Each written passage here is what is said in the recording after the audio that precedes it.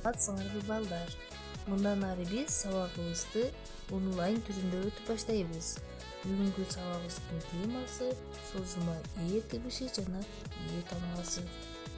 Сабактын максаты окуучулар созулма ээ тамгасы жана ээ тебиши боюнча маалымат алышат, сөздөрдүн созулма ээ тебишин табышат жана созулма ээ тебиши катышкан бир нече сөздөрдү мисал келтиришет. Балдар, ээ тамгасы созулуп айтылат. Созулма үндүүлөр катарына кирет. Эки чоң жана кичине тамгалардан түзүлгөн. Ээ тамгасы жазма түрүндө төмөндөгүдөй жазылат. Ээ тамгасы менен саякатка чыгайлы. Б, жек, эр. Созулма ээ тамгасы катышкан сөздөр. Балдар, силер ээ тамгасын эмнеге окшоштурдуңар? Кана эмесе ойлонуңуз балдар.